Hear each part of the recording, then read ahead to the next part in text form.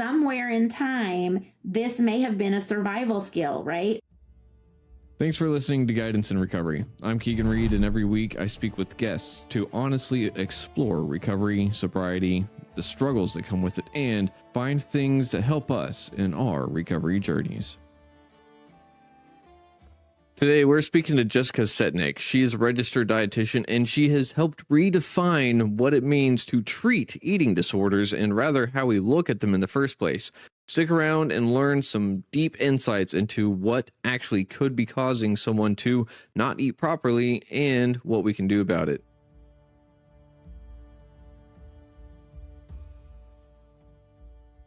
Jessica, first up, what myth are you wanting to bust today? Oh my gosh, the idea that eating disorders have a look.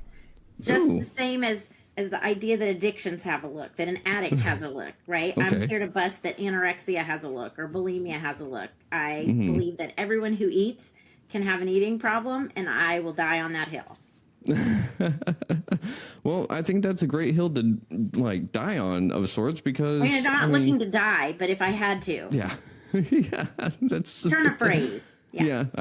And I mean, that's kind of the thing, though, whenever we think of addictions or disorders, there's this stereotype that kind of goes along with it, and a lot of us don't fit into that. And whenever we don't fit that stereotype, it's like, is there really something wrong with me? I'm not like that, so I'm like, there's something else wrong or something, Yes. There's even a fantastic book in the field called Sick Enough, and it's all about, if you don't think you're sick enough to have an eating disorder.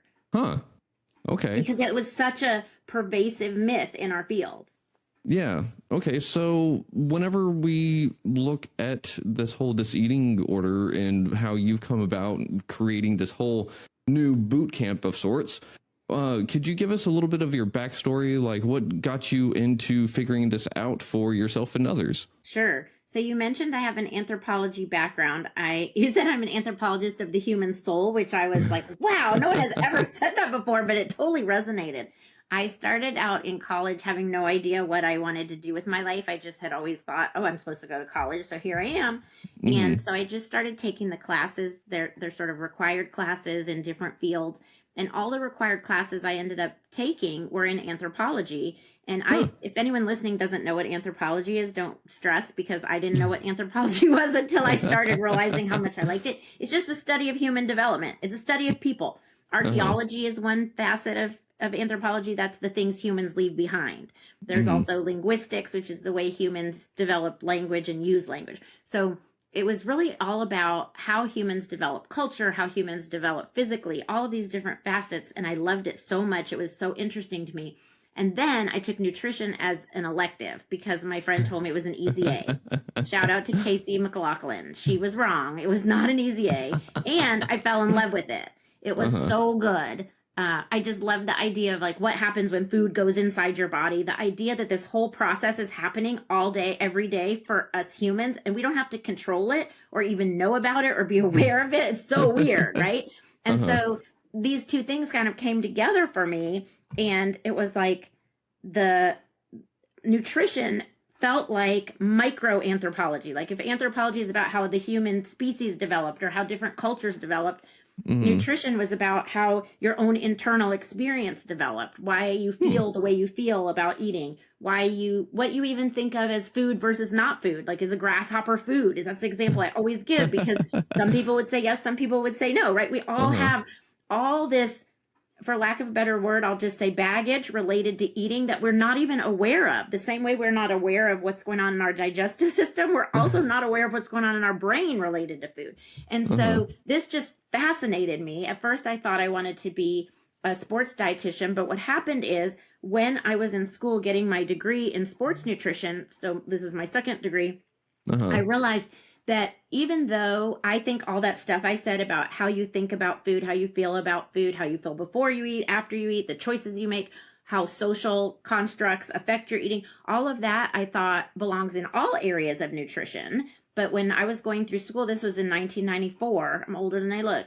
So back then, the only part of nutrition where you were really allowed to talk about this stuff was in eating disorders. So I Oh, gravitated toward the eating disorder field, not realizing I had my own eating disorder. I huh. gravitated toward that area because that's where the dietitian was allowed to talk about the psychology of eating and really delve into it with patients. And so Huh. that's the part I loved. So that's how well, that's not how I got here to this day, but that's sort of Uh-huh. my origin story as an eating disorder specialist dietitian.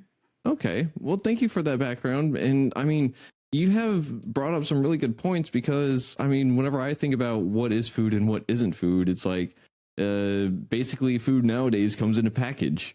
And it's kind of weird, right? But I also know that it doesn't necessarily have to look like that. And the grasshopper example is great because like if you what is that world market I think you can go to and like they have chocolate covered grasshoppers and other things like that, but I haven't ate those because to me bugs are not food, but it some people like around the world they're more of a delicacy almost, right? Yeah, And maybe. so whenever I think of eating disorders, the first thing that comes to my head is calories. You know, it's like, how many calories am I ingesting? Is it too much? Is that the proper standard? And so, my question, real quick, is what do calories actually have to do with the way that we interact with food? That is not where I thought you were going with that question. Okay. Calories is like inches. Calories is a Uh-huh. way of measuring. Mm-hmm. So you could say, I'm, well, I was just told I'm shrunk now to 5'1". So I'm 61 inches tall. So an Okay. inch it doesn't exist. It's just a way of measuring.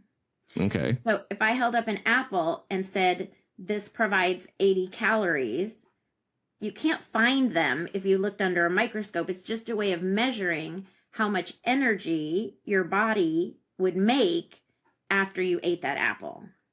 But that Mm. is a gross overgeneralization of how calories work. That's sort of the definition of calories Uh-huh. is how much energy your body can make when you eat it. But everyone's body's so different and every apple is so different that there is no standard, but that is what a calorie is. It's a unit of measurement, just like an inch. It's not a thing. Mm-hmm. You cannot see it. It's a way of measuring. Yeah. Does that answer your question? Yeah, yeah, in a sense, because I mean, you also just open up another question that I was about to say or think of, because if calories, from my scientific understanding, it's like how much energy it takes to change 1 cc of water up 1 degree of Oh, you did Celsius. some research. Yeah, that's right. No. Technically, it's actually, yes, yes, yes. You're describing a kilocalorie.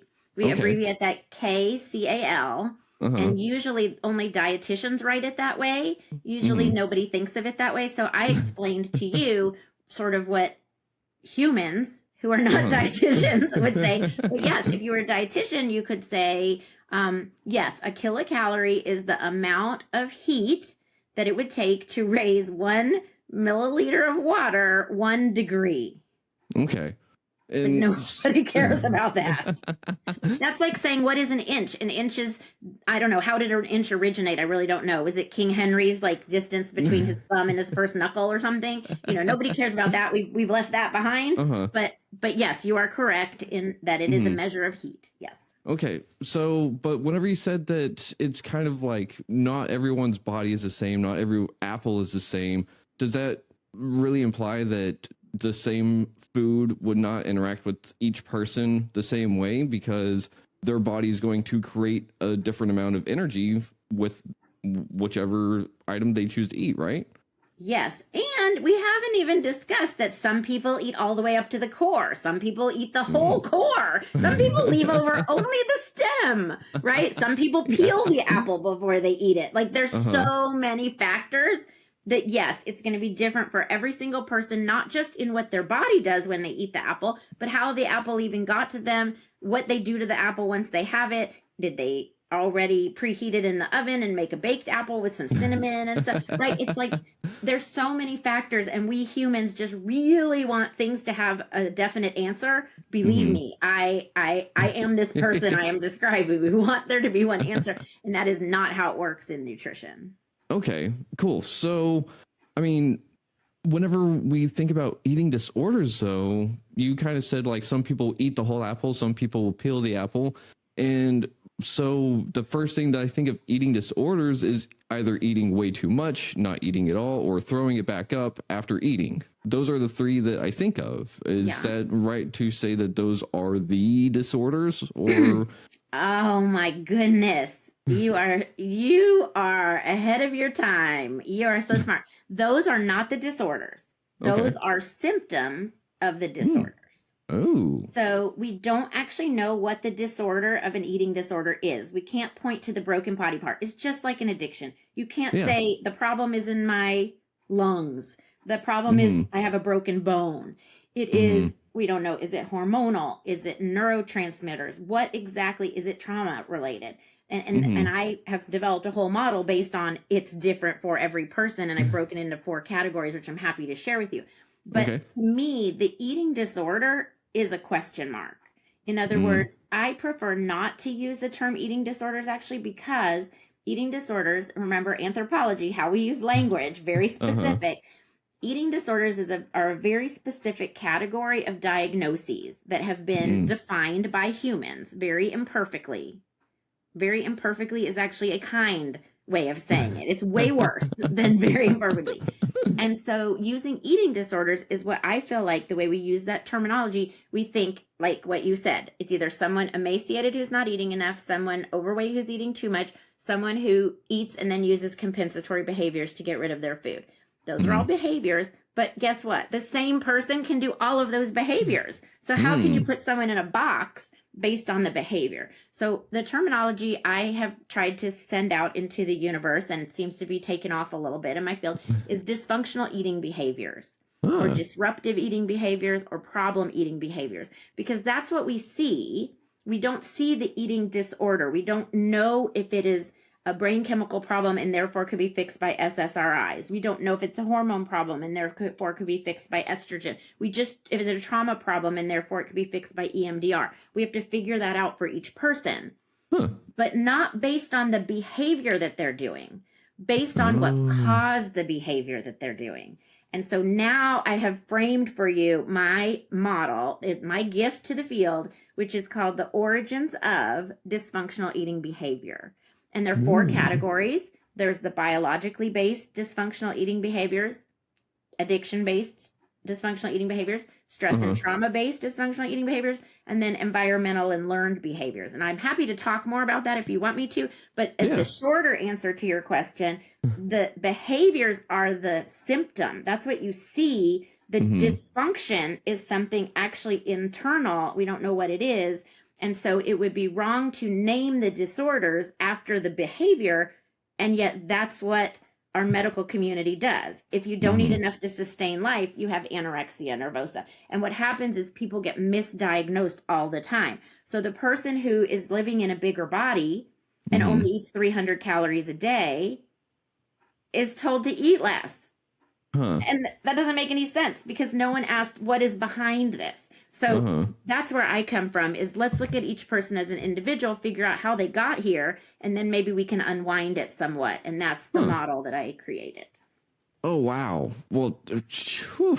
Yeah, you totally just blew my brain with that, because you said that the behavior is kind of like what we're treating, or Right. what we're looking at. And that was the same thing that came to mind whenever it's like, well, whenever was dealing with my alcoholism, that was just a symptom of what was going on the inside.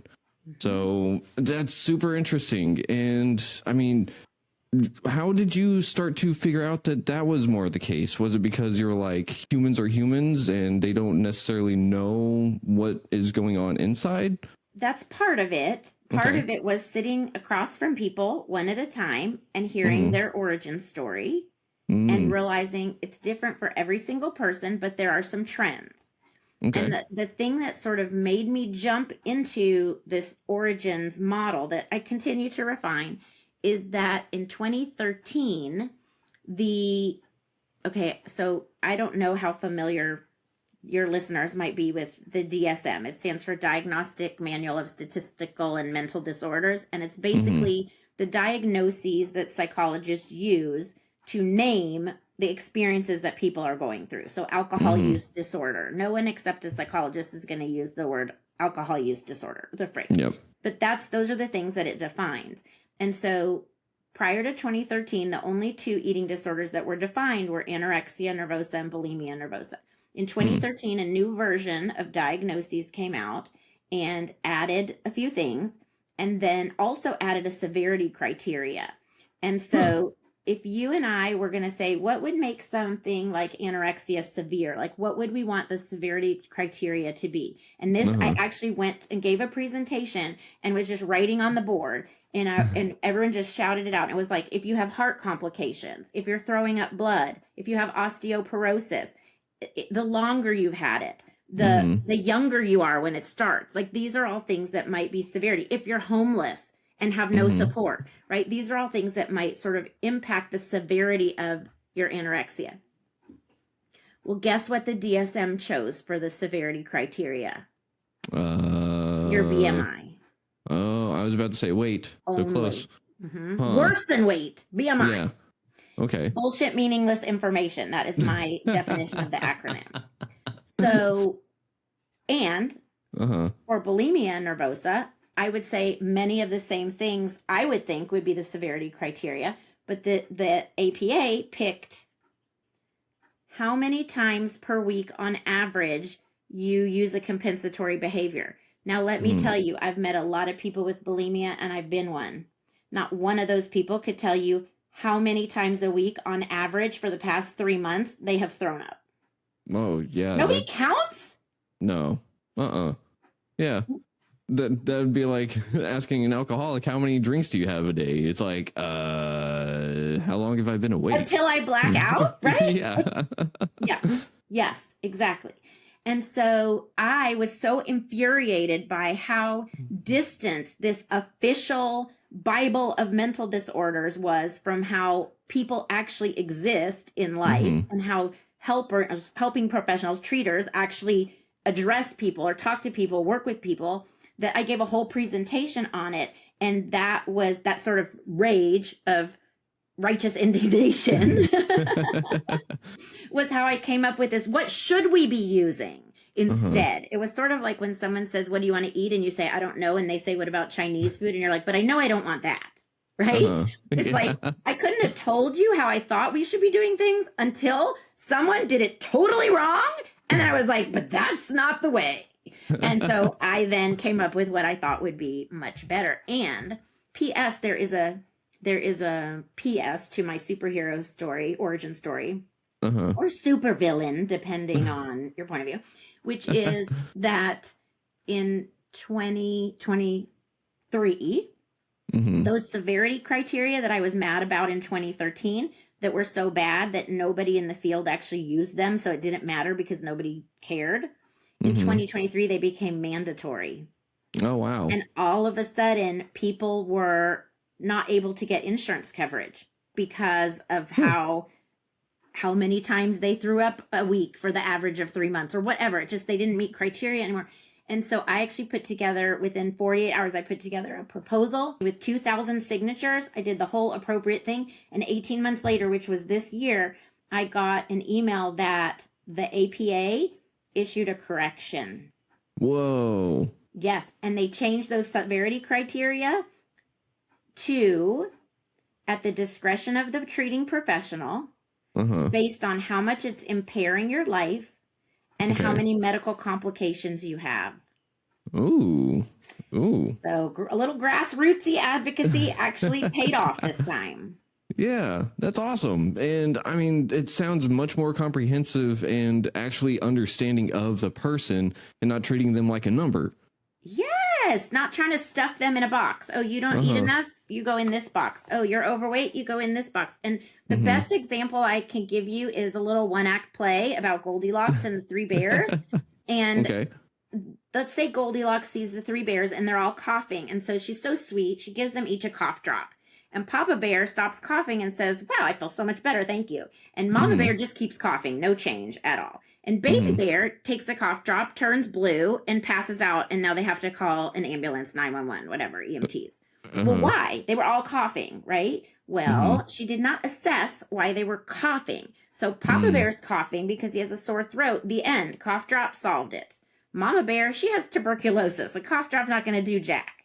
And Baby Bear, he's already choking on a chicken wing. So you give him a cough drop and now you've completely blocked his airway and he codes, right? Oh, If you just look at the outside behavior, you're not eating enough, you're not eating enough, you're not eating enough, you give everybody the same treatment, you don't know which person is not eating enough because they've had a traumatic event and they are in shock, which person's not eating enough because they grew up in a household where they were shamed every time they ate, right? You don't know what the root problem is. So you're not solving the root problem. You're only either pacifying the symptom for a little while or doing nothing. Or worse, you are causing more harm because you are basically replicating the same thing that caused the problem. Oh man, I bet some people do not like hearing that last part. I mean, I think that what is so toxic in any field is the people who think they know it all. So anyone who can't hear, just because we've always done it this way, that must mean it's the best? No. Why can't you say we did the best we could? Maya Angelou, we did the best we could with what we knew, and now we know more, and now we do better. People who can't change, I think, are a problem. And I heard this saying, oh my gosh, it's really weird. Okay. The field advances with every death. Yeah. When someone told me that, I was like, wait, what? Are you talking about patients dying? This is so morbid. She said, no, it's the people at the top of the food chain. You're nodding. It sounds like you've heard this before. Like in academia, the people at the top, when new stuff comes along, they may not want to accept it. They may not mentor people who have different ideas, etc. And so those new ideas don't come out until someone dies and stops the gatekeeping. Yeah. And I mean, it kind of goes along the same lines of like government. And I mean, I don't know how many times I've heard that same set of words from a job that I went to. It's like, well, why do we do stuff this way? It's just how we've always done it. Like, but we can do it a little bit better. Or like, what about this? So it's so interesting because I've also heard something similar in regards to like recovery. And whenever I was in rehab, there was someone that said, for some to live, some must die. And I was like, oof, that's really rough. But at first I thought it was total bullshit. But the longer I've been in recovery and all that, the more I come to find out that it's actually very true, because some people don't have a rock bottom. Some people do have a rock bottom. Some people have to witness those around them go through terrible things or suffer the worst, and to have their mind or perspective shifted. And that's how I see that kind of going too, is that some of the people that say, no, it's done this way, they have to die off so that someone else can take their spot and say, no, but let's try stuff a little bit different because we've learned more information. Well, and what I hear when I hear you say that is, if we have that tragic event where someone dies, what are we learning from it? In other words, we can't control it. We're not saying we hope someone dies so we can learn something. But if someone dies, let's not make it be a waste. Let's advance the field. Let's move forward because of that. And I do feel like I've tried to kind of change the language in our field to a turning point rather than rock bottom. But one of the examples I give of a turning point is if someone you were in treatment with in the past dies, that could be a turning point. It's not for everybody, but it can be. Yeah. So, I mean, how do you help people figure out their origin story? Because a lot of people would like to think that, oh, I've lived my life, I know why I do everything that I do, right? No, none of us do. So I'm thinking of a drawing of an iceberg. Like if you picture an iceberg like with a penguin on the top, I used to think the tip of the iceberg was where the penguin is standing. Like that's the tip, right? And then you see this iceberg floating in the water, and I would think, why did the Titanic not just veer around it? Like, I don't get it. Well, what I didn't know is that this whole triangle is the tip. And the iceberg is actually this big continent under the water, and no one can just veer around it. That's how I think of us. What we think we bring to the table, to our therapist, to our dietitian, to our self-help, is this. And there's this whole continent underneath of stuff.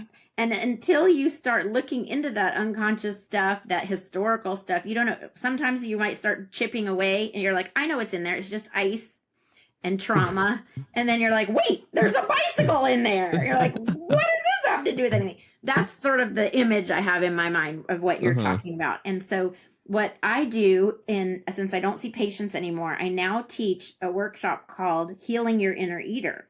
And the goal is not even to delve into your own subconscious on purpose. Like, I'm not sure how you would do that, like hypnosis or something. No, it's to actually look at the lives of the people who raised you and the people who raised them. So even if it might be parents, grandparents, foster parents, it might be siblings, an orphanage. Like, there's so many different ways that people can be raised, right?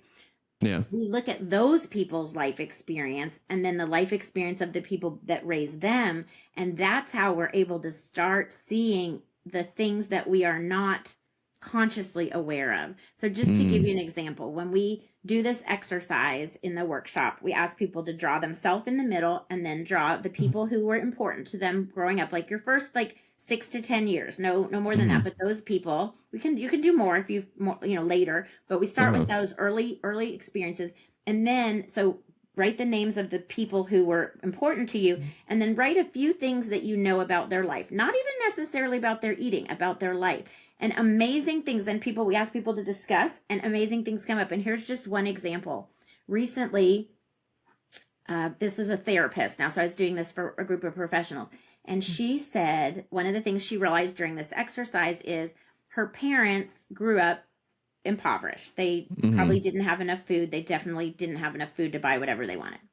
And then her dad, I believe, became some kind, well, let's just say financially well off. I don't even need to say what the profession was. And this was in the 80s. And so depending on how old you are, you may or may not remember that the height of coolness at school lunch in the 80s was Lunchables. Right? The little individual, right? The little bento box of, crackers and round shaped meat and cheese. Yeah. So she said that every single day she took a Lunchable to lunch and that she did not learn to boil an egg, steam broccoli, cook a chicken breast until she was in college and one of her roommates taught her. She was never taught how to actually make food because her parents were so sort of overjoyed that they had reached this financial status where they could give her packaged processed food for lunch every day. And so that's the kind of thing we're talking about. The messages you received about food and eating before you even knew you were getting messages about food and eating. That's what's in the iceberg. Ooh, okay. And looking at the people that were around us in those early years and stuff, I love that because, I mean, in looking at the way the people who raised them as well, because I have a life example that I went through recently where I had said something to the wife and I had apologized and stuff. And she was like, why are you doing this kind of thing? And it's because I had that victim mindset. And so she brought it up and I was kind of, at first I was a little bit peeved. I was like, what do you mean? Like, I'm not having this victim mindset. And then I started thinking about it and I was like, wait, so my mother kind of has that victim mindset.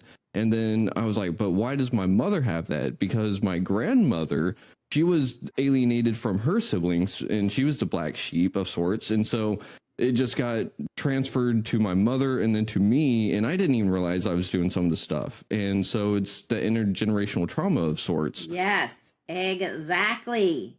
Like we could just end right now. You got it.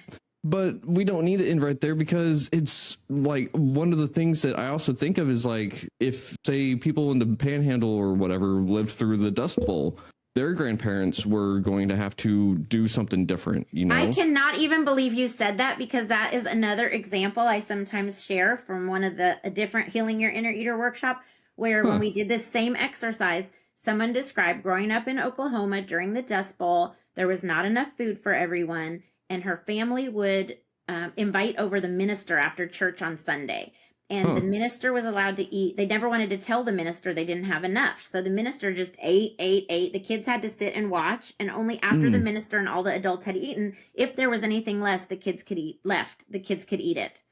And so this person is recalling this in this small group. And then she realizes, when she was a kid, she used to see her when she was a kid. This was the grandmother's family that was a child at this time of the Dust Bowl.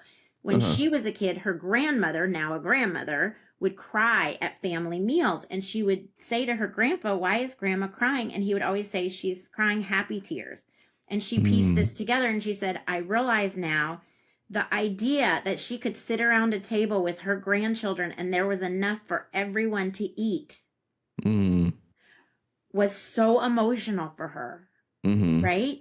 And we are all descended from someone somewhere that either went through a refugee situation, the Great Depression, the Dust Bowl, wartime situation, rationing from wartime. There's all just general food insecurity, financial insecurity. We're all descended from people who've had those experiences. And so if you were ever told to clean your plate when you were little because there are children starving and fill in the blank, first of all, we didn't have to look to that country. There were children hungry across the street if we looked. We just didn't know it. But in addition, it was our parents were not trying to screw us up, or our caregivers. They were trying to teach us something with love. Like, you eat what you have now because there might not be something later. But they taught us these scarcity mindsets when we might not have been in a scarcity situation. So we're carrying the same legacy. And one of the main messages I try to send is, can you honor and respect the experiences that your ancestors had without having to continue on the same legacy? Can you, in other words, say thank you for everything you did? And I can personally share that one of my sort of confusions about my iceberg was, why would I feel sad at a happy time?